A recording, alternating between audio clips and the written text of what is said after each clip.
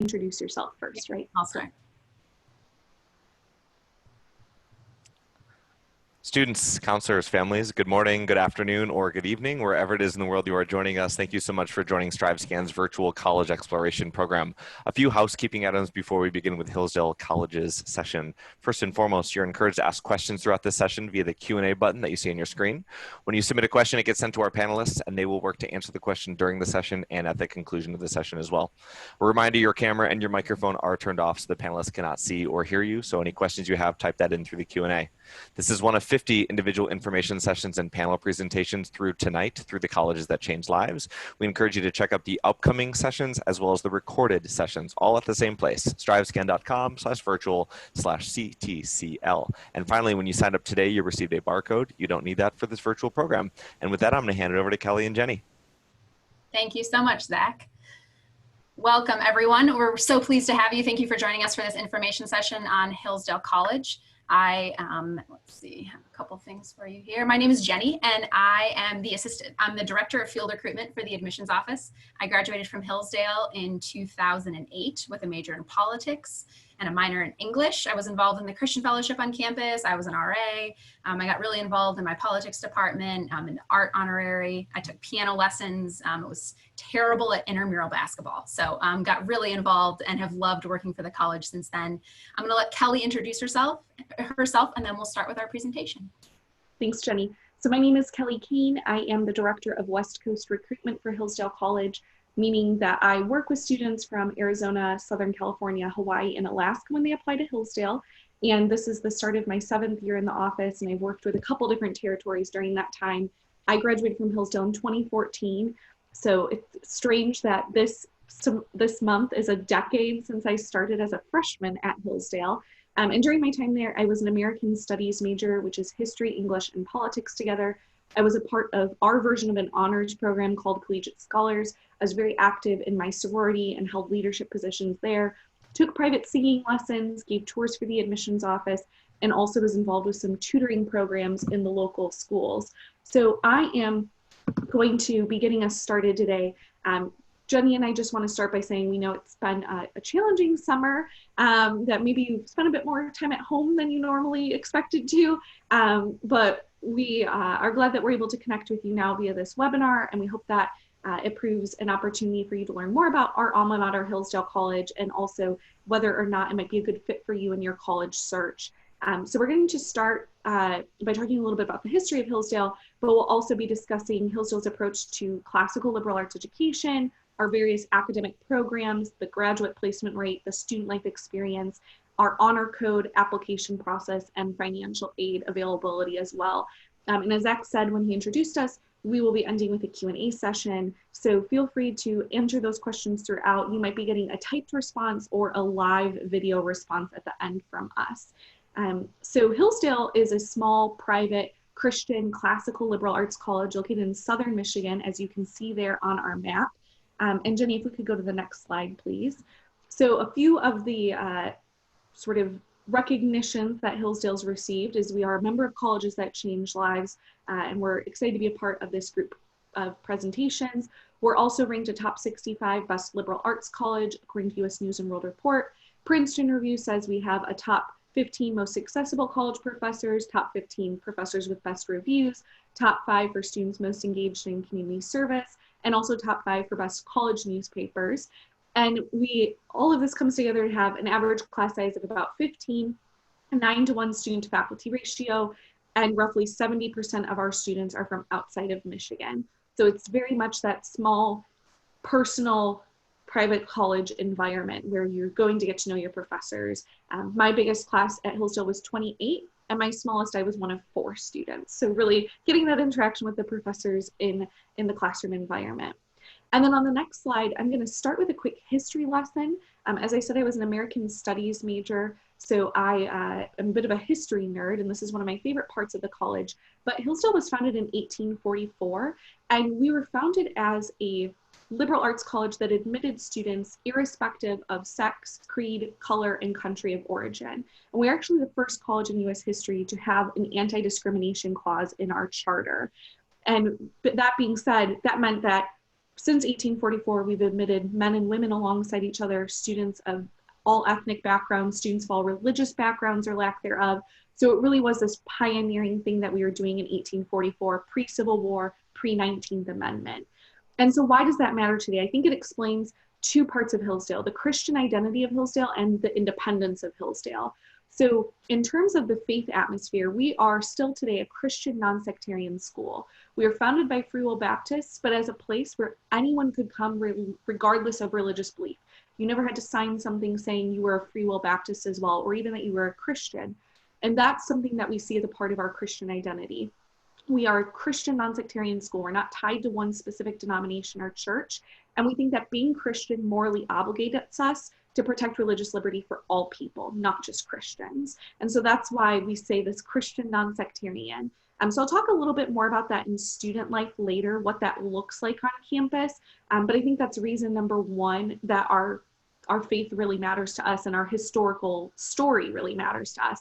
Now, the other part is that independence. So this might be one of the more infamous or well-known parts of Hillsdale, is that we accept no government funding. So we're an entirely independent and private college. We have been since 1844, still to today. And so what that does is we choose not to take millions of dollars of state and federal funding, so that way we provide entirely private scholarships to our students. It allows us to maintain this idea of college as a partnership, which is what the word means in its original Latin. So we really want this to be a commitment and relationship between us and you. And we want to stay true to that anti-discrimination clause since 1844. And we see being an independent private college is the best way to do that. So that's a quick little intro to Hillsdale from 1844, and now we're going to spend some time talking about the 175 years since. So I'm going to hand it over to Jenny. Great. Thank you, Kelly.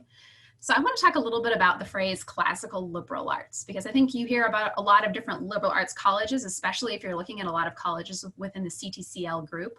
And so I want to talk about maybe a couple of the ways that, that our curriculum may be slightly different or maybe even similar to other liberal arts colleges. I think I want to kind of divide it into two things. The first difference is that it's a very structured, purposeful thing at Hillsdale. I don't know if you've heard the phrase, by people looking at the core, like, oh, I can't wait to get it out of the way and get to the real meat of this college, the classes that I want to take and the majors that most interest me, which is totally understandable. We all love studying the things that we enjoy. But I really like that Hillsdale takes the core, these gen eds from around the edges, and we pull them in and make them the best thing that Hillsdale does. And I think the core is a real beautiful part of your experience at Hillsdale.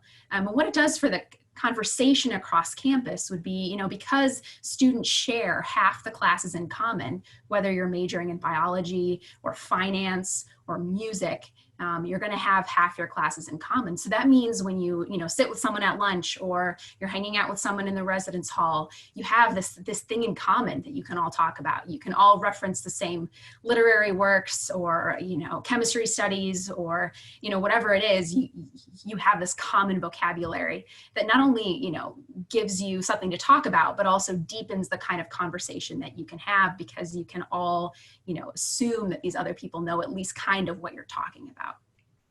And we do it in a certain kind of order, though you don't have to take the classes in a certain order except for 4 of them. But our provost always explained it as more like a 7-course meal as opposed to a buffet. So you get the right things at the right times that at the end have been this really great experience, as opposed to just loading your plate with mashed potatoes because that day you're just feeling like mashed potatoes. So I like that example. The second thing that makes it more unique, I would say, is that we do have this underlying assumption that there is truth and it doesn't change. Certainly, we don't always know what it is, but we do believe it exists. And so that gives us a purpose for studying the past, which is the classical part of the classical liberal arts. So we study these old thinkers and these old writers and historians, and we look at everything that's gone on kind of leading up to where we are now, not assuming that something is right because it's old, but we just don't assume it's wrong either. So we ask the question, was this person right when they said what they did? And can we learn from that as we move forward? So as you're looking at this well-rounded education, which is a phrase also associated with the liberal arts, our purpose is not just to understand all these points of view, which is really helpful, but also to be able to assess those points of view and to make value judgments about, okay, I think this is more right than this other thing, and so this is how I'm going to live. Not that you're knocking someone else who thinks that, but just that you come to your conclusions with a really strong purpose. And that you can, understand why you think what you think, how you came to the conclusions that you did, and to support those reasons with evidence, how to question ideas in a productive way. So that's what these core classes attempt to help you be able to do. But we also realize that you do like certain things more than others, and that you do want to have a job when you graduate, and most of those jobs require majors. So I really love that we pair this philosophical education with a practical one. That is, you have this core, you also have these majors. They're really great majors. If you know what you want to do, that's awesome. You can start in your major classes almost right away. You can start those core classes, you can spread out the core classes while you're taking your major classes. If you're like me and you had no idea what you wanted to major in, you can really front load on your core and get a lot of those core classes in. You can kind of, explore different areas before you decide. All of our majors are designed to get through in those 4 years, even if you don't decide till farther along, except for pre-med, which we can talk about if you like. But the idea is that, you have a chance to meet with professors. You can look, ideas for research if you follow a certain path. If you just don't know what to do with your life, those 2 years of core really give you a chance to explore different ideas and to follow those ideas through with professors and career services and things like that. You can see that our small class sizes are really helpful with something like that. Here's a list of all of our majors. You saw the most popular majors on the previous slide, but we have also a handful of minors. You can talk to professors in these departments, even if you're not taking classes in them. Our career services office helps you maybe take personality tests or, meet with professionals in certain areas so that you can see, oh, if I majored in finance, if I majored in math, or if I majored in Spanish, these are some things that I could do. So again, if you know what you want to do, great. If not, then that's okay too. A few of the experiences that I think help you decide how to put your major into practice would be some of these research opportunities, internships, and study abroad. We have 11 different study abroad programs. We go to England, we go to Scotland, France, Germany, Spain, and Argentina. You can study a variety of subjects in addition to getting immersed in a language potentially. We also have a program called the Washington Hillsdale Internship Program. We have a building in DC, and that's kind of the center location. While you take classes in the evenings, you can intern in a variety of ways. It can be in history and politics and economics and things that DC is known for, but it can also be, journalism. It can be like event planning. You can do your accounting internship there. There's so many opportunities. So you can see there, and then also, as you see at the top, the biological station that we have up north, we have a cadaver lab, a lot of neat scholarship opportunities for science students who are interested in staying on campus to pursue research opportunities over the summer or at other college campuses. So professors work with you to pair those internships. So some really neat opportunities that all lead to this really successful graduation placement. You can see some recent grad programs and hiring organizations, but within 6 months of graduation, a strong majority of our students are placed either in a grad program or a career. A lot of them, usually over 85%, sometimes up to 90%, will say that they're employed in their field of choice that has to do with their major. And about 20 to 25% of our students go to grad school right away, and then another 20 to 25% within 2 years. So between 40 and 50% overall. Students go into business and finance, entrepreneurship, politics, teaching, graphic design, marketing, journalism, engineering, medicine, veterinary science, policy development, so many things. And I just listed a few of them. And a lot of the people who hire from Hillsdale say that they value a graduate from Hillsdale because of their strong work ethic, their writing skills, their ability to think critically, which is what our core helps you do. So I'm going to hand it off to Kelly at this point to go on to student life. Awesome. So yes, lest you think that 100% of your life is the life of the mind at Hillsdale, we want to talk a little bit about student life, because that's where really this education, what you're learning, is the opportunity to practice it outside of the classroom. So what what opportunities are there to explore your academic, social, moral growth outside of the classroom. So at Hillsdale, I think the first thing to know is there's this really strong sense of community. I think that comes from the fact that we're a small college of 1,400 students, as we said, but also that it's a college with mostly out-of-state students. So typically over 70% of our freshmen are coming from outside of Michigan. So students are coming from 50 states, about over a dozen international countries. So really they're plugged in and active on campus because people aren't packing up and going home on the weekends. As you can see on the screen, there's a sort of an overview of some of our clubs and opportunities. So more than 100 different student clubs and organizations, everything from affinity clubs. So maybe you're really into camping and hiking and backpacking. You can join the outdoor recreation club. Maybe you really enjoy learning about other cultures, cuisines, music, art. Maybe you want to become active with the international club then. Maybe you have a hobby you want to continue with, so you do ping pong club or art history club or Disney fan club even. We also have clubs that support specific faith interests. So students who want to join Hillsdale Christian Fellowship, Hillsdale Catholic Society, Hillsdale Chavra Club for our Jewish students, students who might want to explore politics on campus. So college Republicans, college Democrats, college Libertarians, and other political clubs as well. So lots of opportunities to get involved with student organizations. Greek life is prevalent on our campus. It's about a quarter of students join a fraternity or a sorority. We have athletics that I'll talk about a bit more in a minute. But opportunities to become a college athlete or just continue in the recreational capacity. The fine and performing arts at Hillsdale are very popular. So 40% of students on campus become involved with theater, dance, or music, both vocal and instrumental. One of the things I love about our music and theater and dance programs is that you don't have to be a major or minor to participate. So I was not a music major or minor, but I took singing lessons, sometimes sang in the choir, and also sewed costumes for the theater department a few different semesters. So you have the opportunity to continue with these things that you love, these hobbies, these skills, even audition for the lead of the musical or the lead of the play or be first chair violin and not be necessarily majoring or even minoring in music or theater. So I think that's why we see 40% of students get involved in some way during their time at Hillsdale. Volunteerism is also a big part of campus. As I said earlier, we're ranked top 5 in the nation for students who volunteer in their community, and the average student will volunteer over 70 hours each school year. That's completely elective. It's not something that we require for our students. It's something that they're choosing to act upon their concerns and their empathy for others. So some of the projects our students work with, either leading or partnering with in the community, include Big Brothers Big Sisters, the Salvation Army, the Humane Society, shadowing and volunteering at the local hospital, the local vet clinics. We also have competitive public speaking teams for mock trial and debate, student publications like our yearbook, our literary magazine, our college newspaper that's ranked top 5 in the country, as well as a radio station. So as you can see, a very active student life scene of things that you can become involved with. I want to talk again just a minute on the faith identity of Hillsdale. So we have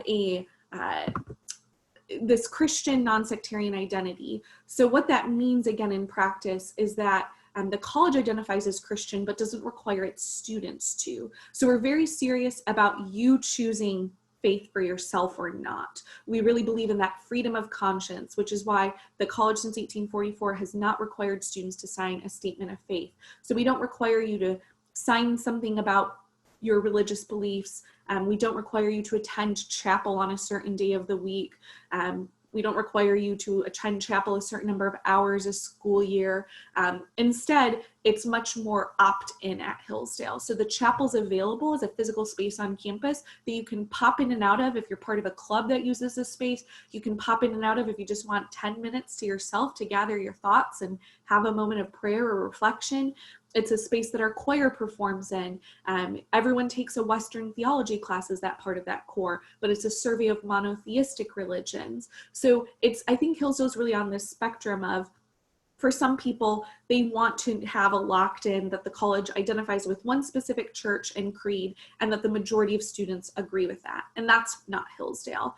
But also some students don't want to hear or talk about religion for 4 years. It's not something that they want to converse with others about. And I think Hillsdale is also not for that student. So I think for students who are comfortable being around people who think differently than them, who believe differently than them, but are interested in having conversations about, tell me about why you go to that church. Tell me about this principle and this idea in your theology. How did you come to that conclusion? I think people who are interested in those conversations are people who really appreciate that Christian non-sectarian identity of Hillsdale. In terms of residential life, about 75% of our students almost live on campus.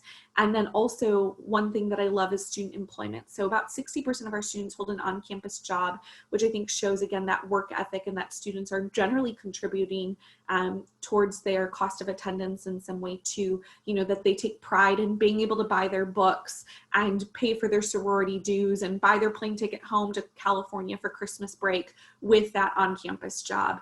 So that's something that is popular as well. And then on the next slide, just a little bit more about athletics. As I said, we're an NCAA Division II school. So we are one of the few CTCL schools that is a D2 program.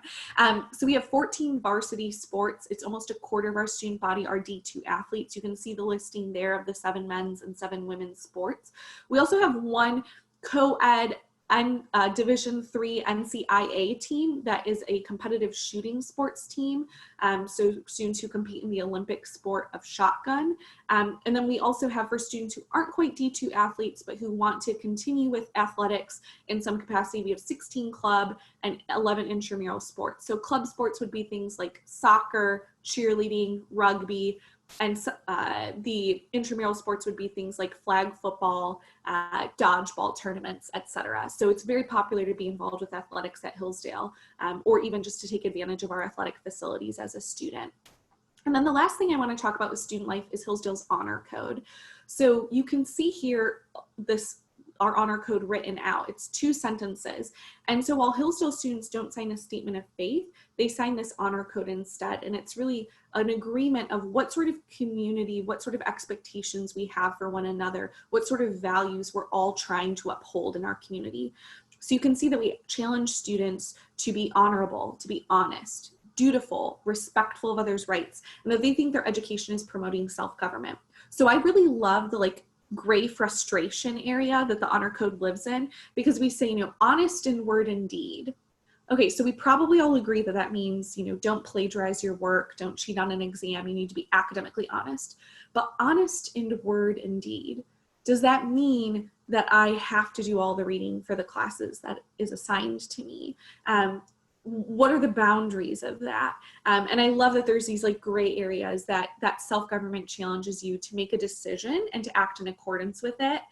So this honor code is something that all students sign before their first classes start. It's something that we talk about on campus a lot, and it plays out visibly because you'll see students leave their laptops on tables in the library. Generally, people don't lock their dorm rooms. You'll see people save spots to eat in the cafeteria by dropping off their wallet or their iPhone on a table and then going to get their mac and cheese. So it's a very trusting community, but I also love that the professors take it seriously. So they want you to participate in class and challenge one another's ideas because they think that you can do that, and that's part of academic work together, and being respectful of others is challenging ideas and learning how to have that civil discourse. Professors will often give take-home exams as well. So there really is this belief, and you'll hear people say well, we all signed the honor code. And there really is this belief that it's alive on Hillsdale's campus and that these values are sort of what you can expect from your peers and your professors. So we're gonna start wrapping up the presentation, and I know Jenny's gonna finish us up before Q&A by talking about the application and financial aid processes. Excellent. Thank you. So I'm sure you're all wondering, wow, how do I apply to this awesome school? And if you're not, maybe you will eventually, who knows? But I did want to talk through some of the application details with you.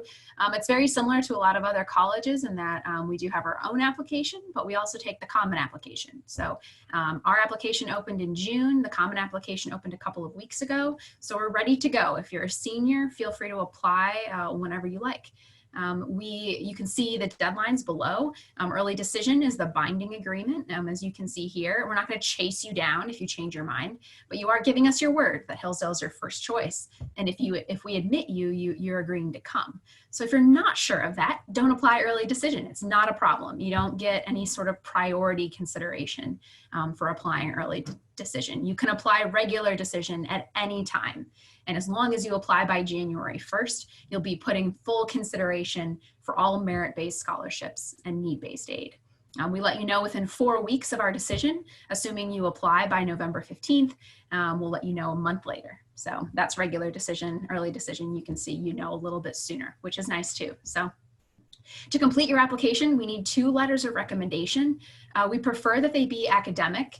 And then if you're a homeschooled student, you're welcome to submit a 3rd from your primary educator, who could be a parent, and that's fine as long as we have 2 letters that are not from your parents. We do ask you to fill out an essay and 2 short answers. The essay prompts vary from the Hillsdale app to the Common App, but the 2 short answer questions are the same. And again, we do not care which one you fill out, but that's really the only that's the only difference. We need an official transcript, which I know it might be slightly complicated as far as grades and things go from this last semester. So whatever your school decided to do, there's a place for them to describe what they did, or you to describe, what kind of grades you got over the last spring semester because of COVID. So make sure you take advantage of that space to explain if your grades are a little bit different than they normally are. And then we are requiring a standardized test score still. I know that that's challenging for a lot of you. And we have 2 things, kind of 2 ways to combat that. The first is that we are sponsoring a CLT test, which is in addition to the ACT or SAT, one of the 3 standardized test options. So if you apply to Hillsdale, just fill out the form. You don't need to fill out everything else yet, but just the form. You get a waiver so that you can put that code in and you don't have to pay for the CLT. I think it's like $52 normally. So if you sign up for the September test and you've applied to Hillsdale, there should be no cost to you to taking that CLT exam.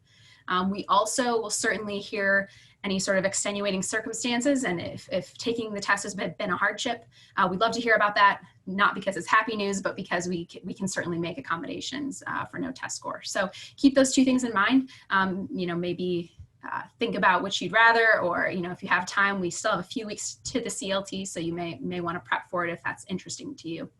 We also recommend 2 other things. One is the activity resume, so work experience, volunteerism, involvement both in and outside of high school. We'd love to know about it. If you love to read, feel free to submit a high school reading list. Just what takes up your time outside of class and why is it important to you? And then we highly recommend an admissions interview. If you can't make it to campus, counselors are going to be traveling throughout the country this fall to conduct one-on-one meetings. Most of those have been posted on our website. There's also a request form if you're not able to make it to campus or make it to one of those locations. We'd love to meet with you virtually and do an admissions interview that way. So fill out the form with your request form, with your request, tell us a few times that you're available, and your admissions counselor will get back to you to arrange that. Your application for admission is your application for all merit-based scholarship. You do not need to apply separately. We just assume you're interested in merit scholarship. In the 12 years I've worked here, we've never been wrong. So we will let you know of admission and scholarship at the same time in the same letter. Need-based aid, though, is separate.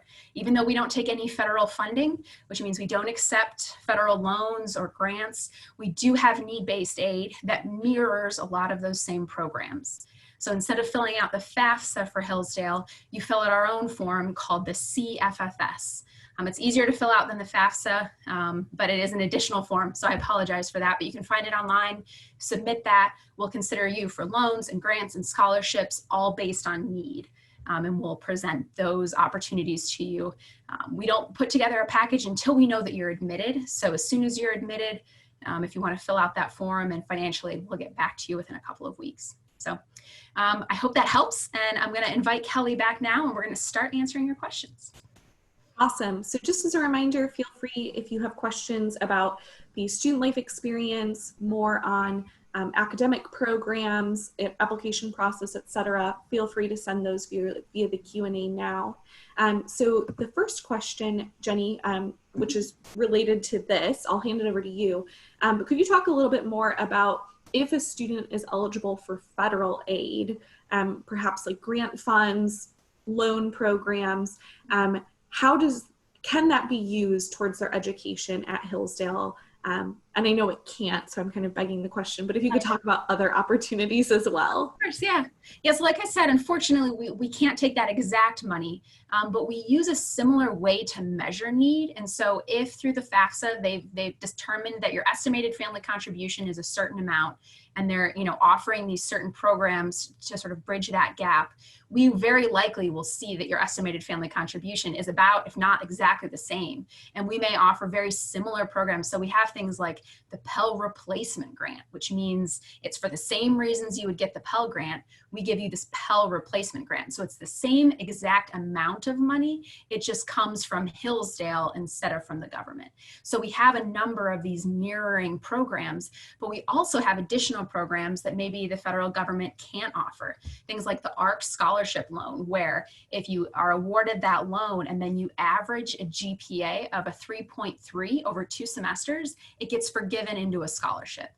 We have things like the HTA, which is where you're offered this significant scholarship and you have to work, volunteer, and then hold a certain GPA. So kind of learning how to balance all of those things. So we have a lot of programs that maybe don't exactly mirror the federal programs, but some of them are even better. And so you may be eligible for a number of those. We also, there's a federal work study program, and we don't have that. But any student who wants to on campus can get a job and participate in employment. And even if your scholarship requires you to work, it doesn't take that money. So you're not only getting the money from the scholarship that's requiring you to work, you're also getting money from your job that you're working. So it's almost like getting double the money in that situation. So we have a lot of programs that are like that. And so we do our best to sort of bridge that gap as much as we can, knowing, sometimes we can't make it work, but we will certainly do our best to try. Absolutely. And on a related topic, I think one thing I just want to add is that we encourage students to pursue outside scholarship opportunities as well. So we're partners with Raise Me, for example, which promises if you're admitted to Hillsdale, here is a minimum guaranteed merit scholarship for you. So that is one opportunity. We also have encouraged you to write essays for those competitions, to, whether it's like a Netflix scholarship or the local VFW hall. And what's important about that is that we say, that's great for you. That's less money you have to pay. We stack it on top of any award you already have at Hillsdale. And not every college does that. So for a student who has, a $20,000 financial aid package to Hillsdale and then writes an essay and wins a $2,000 outside scholarship, we just add the $2,000 on top. And so it's less that your cost to go to college is. So I think that's really important to note too, that we want to honor all that work students do, hunting down those scholarships and writing those essays and doing those extra applications. And so we put that on top of whatever financial aid we've already promised you. We would never take away from your financial aid because of an outside scholarship you earned. So another question, and I'll start with this one, Jenny, and then if you have anything you want to add, but there was a question about, as admissions counselors, as people who work with students as they're applying to Hillsdale, like what is the number one thing that we look for in wanting to help a student be admitted to Hillsdale? And I'll add on to this, like be competitive for scholarship. So I would think some of the first thing I think I look for is that students have this humble work ethic. I think that students who want to know, what can I do? Hey, I want to pick your brain as the admissions counselor. What deadlines do I need to hit? Do you have any tips are there optional things I can do? The student who is willing to put in the work for their college application. I think that's something that I really enjoy and respect about students that I work with, is when they're like, okay, I want to apply by January 1 because that's the priority scholarship deadline. I also want to do the admissions interview because I know it's optional but highly recommended.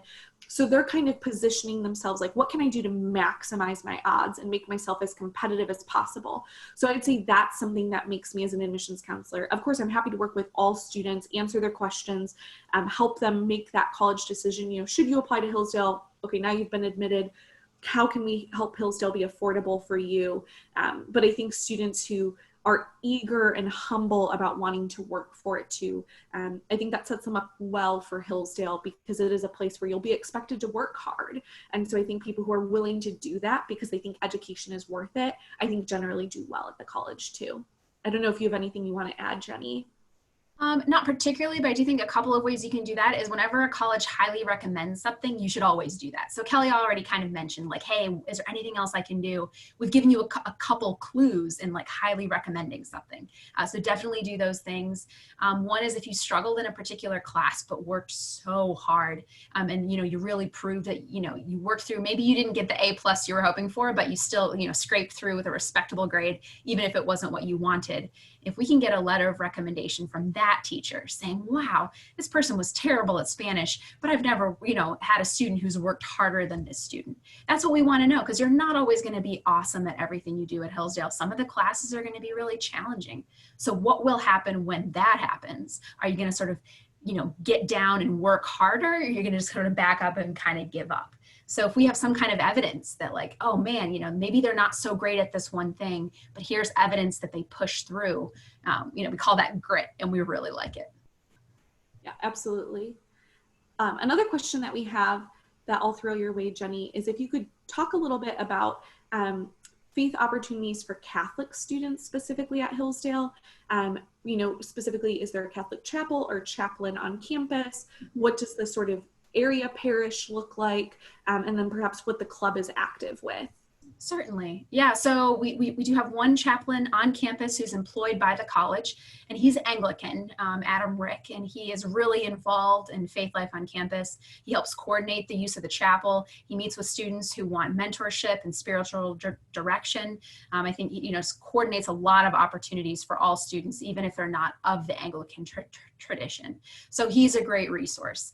And our new chapel, if you haven't seen pictures of it, you should look online because it's a lovely place. And every week there is a Catholic Mass. It's not a Sunday service. A church does not meet there for a Catholic Mass, but I think it's every Thursday last I checked, though maybe it's changed for this fall. And then every day there's prayer. So I think some days it's the rose. I'm sorry, I'm not Catholic, but from what I know, like the rosary is often offered, and then other opportunities for Catholic students to meet and gather. The Catholic Society on campus is really strong, very active. St. Anthony's is the parish in town. A lot of professors and staff attend there. And, you know, they have this house down the street from the college that I can't think of the name of it right now, but the Grotto. Yes, the Grotto. And so they have a lot of Catholic mentorship and spiritual leadership there. If, you know, students are struggling with certain questions, or they really just want to get involved in that really tight-knit community, that's a great opportunity. A couple of grads work there and live there, and they're really good resources for students. So again, you know, a number of the professors are Catholic. And then the Catholic Society, in addition to coordinating those chapel opportunities, they're really involved. They go to Washington, D.C. every spring and coordinate the March for Life. And then, you know, they'll do other things to raise money for Right to Life and things like that. I think that's the main thing that they do. In other ways, they're very just connected with the parish and kind of tag along to a lot of the things that they're doing there. But yes, I would say that the Catholic Society on campus is really active. And if that is important to you as a Catholic student, you'll find a lot of opportunities to thrive. Yeah, the only note I would add that I always tell students who are Catholic who are perhaps making a campus visit and would be stopping by St. Anthony's. So you would expect to see a lot of Hillsdale students. As Jenny said, Mass is offered on campus one day a week, but then also every evening rosary is offered on campus. There's Bible studies at that Grotto, the house off campus. All the houses have nicknames, and the Grotto seemed fitting for the Catholic Society house. But then also daily Mass, and of course weekend services, confession, Eucharistic adoration, RCIA programs are all offered at St. Anthony's. And so I always tell people, though, the current priest for St. Anthony's, Father David Ream-Snyder, is a former Anglican priest who converted to Catholicism. It's a very new order of priests. Pope Benedict is the one who created the order. And so it's, I think, 12,000 or fewer priests in the entire world. So he is married and has children. And so I always tell people so that way they're not startled when they hear the priest talk about his wife in the homily. So just know that. So I think, again, kind of like bringing together this community that has people with lots of different experiences and lots of different stories that brought them into the Catholic faith, but that they're very active in exploring that together. And Father David is very beloved on campus. So another question is about being an out-of-state student, perhaps being very far from home. What advice might we have? So I'll start with that one, Jenny. But so I myself was from Michigan, so I was not far from home. But my husband, who I met at Hillsdale, is from Sacramento, California. So he was quite far from home going to Hillsdale. And now I've worked with students always who are from out of state, as far as Alaska and Hawaii, who come to Hillsdale. And I think that being away from home, I've always sort of believed if that is the college that offers what you want, that you think is most likely to help you grow in the ways you're hoping to grow, it's a fit for your checklist. They have your major, they have the clubs you really care about. You check out the tour and you're like, wow, this lab is cool. They meet those criteria for you. But then also it feels like these are students I want to become more like. These are professors I want to learn from. I like the person I see myself becoming. I like the sort of edges this college would give me. I think that could be a college that's across the street from mom and dad, and you could be super plugged in on campus and never go home. Or it could be a campus that's halfway around the world, and you could be super plugged in and happy. And so I think that it really depends on that give and that take of what experience you want to leave home for, knowing that people get homesick, that's something that a lot of college freshmen deal with. But I think at Hillsdale, knowing that 70% of the students are going through that with you, I think that sort of helps. Your roommate is probably not from the Midwest. Or if they are, then maybe you go home with them for Thanksgiving, for example. Maybe your professors are new to Hillsdale too. And so they have that experience of kind of, I've left Kansas and now I'm here. And so that 70% of people are in the same boat as you and making that adjustment, which I think helps. And I think because it's a very active, plugged in place where we keep you really busy with student activities, there's 40 student events a year, plus athletics, plus the arts, plus all the club events. There's so much to do that I think we keep you focused on your education and focused on that personal growth. Is there anything you would add, Jenny? Just a small thing. There are a handful of students on campus who live nearby who go home frequently, maybe to do a load of laundry or something. But I would say a larger majority, they come here and they're really plugged in. And so even those 30% that are not from far away, I was only an hour and a half away and I never went home except for breaks. I think I had one exception because I was old enough to vote finally. So my mom came, picked me up, drove me to vote, drove me back to campus, and then drove home. Like, what a saint of a woman. So but that was like the one exception besides, a couple of, random Thanksgivings. So I would say that, everyone is really eager to jump in and get involved and really plug into the community. So you're going to get that whether you're from far away or nearby. And I liked that I had that in common with a lot of my friends. Yeah, great point. I was 3 hours from home and I went home for my sister's wedding and otherwise that was it. So you go home for those key things, but sometimes grandma would be like, can you come and visit? I'd be like, see you at Thanksgiving, grandma. So yeah, absolutely. People are very plugged in. And then our last question, Jenny, could you just describe what the residence halls are like? Oh yeah, I'd love to. So I was really involved in the residence halls as an RA. I did a lot with, I was really involved in the freshman girls dorm. So for girls and guys, it's a little bit different. We do separate the sexes. And so for the girls dorms, we have 2 freshman girls dorms. And then once they're not freshmen, they request which of 3 or 4 different dorms that they want to move to. Whereas for the guys, we put all kind of ages in together. So you might be a freshman who's down the hall from a senior. A majority of our students do live on campus, over 70%, I think it's close to 74% of our students total live in on campus housing. but about 99% of the freshmen do. So it's required that you live on campus your freshman year. And so the residence halls are like these hopping places. They have these strong traditions. It's funny to see, like, because I was in one 15 years ago, and one of the traditions we started is still going on, which is so fun to see, kind of a mocktail party that Olds, one of the freshman girls' dorms, puts on. And then Simpson, one of the guys' dorms, you know, they have this strong tradition of winning homecoming. The tradition was just broken last year, but I think they're looking to start it up again. So, you know, things like that can get you really involved and plugged in. You can find mentorship, even if it's not with your fellow classmates, because maybe you're in a freshman girls dorm. But those RAs, they expressly ask to be RAs in that particular dorm, wanting to connect freshmen with the rest of campus and to make them feel at home and to help them make this transition. So you'll find a lot of support. You'll find a lot of social opportunities. Sometimes dorms, residence halls will kind of band together and create these teams for flag football or IM basketball or homecoming, things like that, where they compete against each other. So there's a lot of dorm pride. And then sometimes students want to stay, you know, so there are some guys in Simpson who are like, no, this is my home. I'm going to live here till I'm a senior, you know, till I graduate. And then, you know, people in freshman dorms who want to take that community into their dorms after freshman year. So I would say that the residence halls are really excellent places. The college does a great job of keeping them up to date. We just updated our last kind of ancient dorm last summer at the guys' dorm that was getting pretty gross. So now it's brand new and shiny and a great place to be. So it's fun. If you can come to campus, it's a great time to get a feel for a lot of the different dorms so you know what to request if you're admitted. But you know, we have so few bad experiences, so it works really well. Yeah, lots of options between community and suite style and kind of the layout. One of our newest women's dorm has a coffee shop in the lobby, for example. So as Jenny said, they've done a really nice job of keeping things updated and creating a lot of community spaces in them as well. Yes, thank you, Kathleen. Yeah, thank you all so much for joining us. I know Zach's going to take over here. Great. Thank you so much, Jenny and Kelly, for sharing this information. Students and counselors, thanks for joining. As you close this window, a very quick 4-question survey will appear. We ask for your feedback. We also encourage you to sign up for the remaining of CTCL sessions, which run through this evening. Thanks so much, everyone. Have a great day.